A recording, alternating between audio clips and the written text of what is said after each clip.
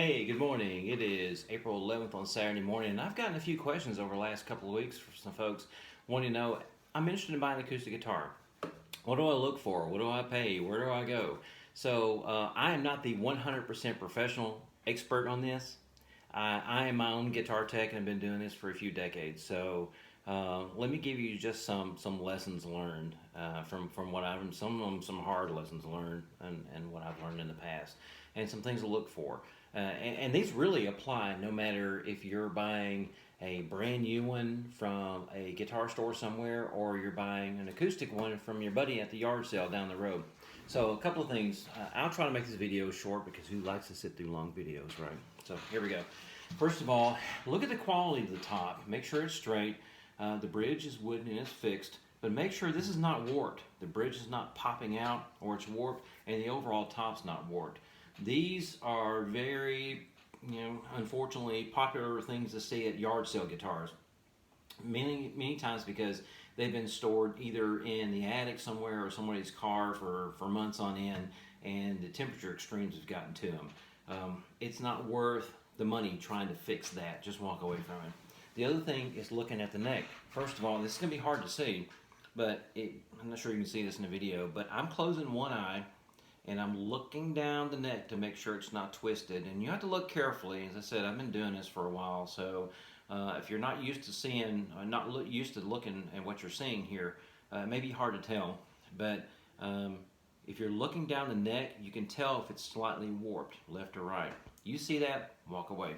Okay. The other thing is the frets, the quality of the frets. These little metal things right there. Okay. Sometimes they can pop out. Temperature extremes will cause the neck itself to kind of shrink or expand a little bit, and the fret itself will start feeling like it's growing. My quick test always is to get somewhere and just hold it up like this, make sure you're above the ground, and let it go down. Okay, let's do it again. All right. If that's not cutting in your fingers, you're good. Typically, even on cheap electric guitars, or even some expensive electric guitars, I found that too. I'm a Fender guy, you guys know that, who know me, that I have picked up some Fender Americans that were, I could feel this and all of a sudden it's like, ouch, what is that? Well, it's a fret cutting in. Now these can be adjusted. You can use a file and adjust them down, but it depends on how many. If it's one, that's fine, but if it's a lot of them, walk away from that, okay? The other thing is the quality of this thing right here called the nut. This one's white. Typically they're white or black, okay? And it depends on how well they're slotted. Will depend sometimes if you fret out or not. Sometimes it's not even the neck being adjusted, and we'll get to that one in a second. But it's the quality of the nut. That can be easily fixed, by the way. It's a fairly easy job to do. Take the strings off, you pop it out, put another one in it. But if you're not used to doing this, let a guitar tech work at this. The other thing is the quality of the tuning keys. I like anywhere between 14 to 18 to 1 ratio, which means it takes that many turns for a complete revolution. That means you can fine tune it a little better. Some of the cheaper ones, you just can't keep them in tune very well. So most people don't know to look for that. Ask for that at a guitar shop somewhere. Hey, what's the ratio of the tuning keys? Now the other thing that discourages more players than anything is the strings feel so doggone high from the fret. You have to stomp on them to fret it. Well, a lot of times it's just a simple adjustment of the neck, and it's a truss rod. There's a metal rod in here called a truss rod. Do not fiddle with that, okay? Because if you don't know what you're doing, you can easily break the neck. Let a guitar tech work on this. Take it to a guitar shop and let them adjust it. If you buy one and from a yard sale somewhere and you just want to put a little money into it, let them adjust it. So the other thing is, don't be discouraged by the strings. You go to a yard sale somewhere and you just pluck it and you get sounds dead versus that.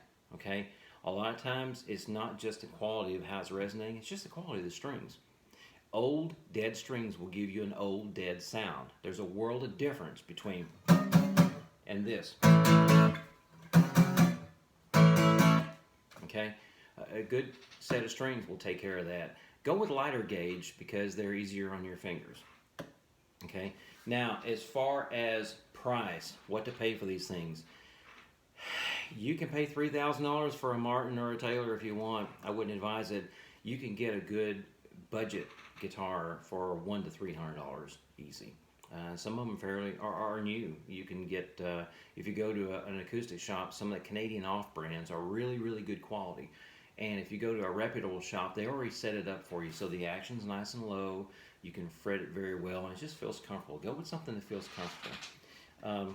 This one right here, this is a Martin, and it's not a $3,000 Martin. It's actually a $500 or $600 Martin, and the reason being is it's cheaper because it's assembled in Mexico. But this is my go-to guitar. I play outdoors. When I play outdoor gigs, I don't want to take a $3,000 a Taylor or Martin outside in the summertime where it's extremely hot and extremely humid, or any kind of temperature extremes.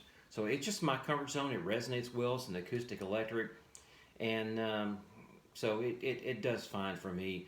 But case in point, some of the budget guitars out there between $100 to $300 will do you just fine. Just have it properly set up. That's the long story short. Just have it properly set up. Have the neck adjusted correctly. Make sure the frets are not popping out. Make sure the neck is not twisted. You don't want to put any time and money into that.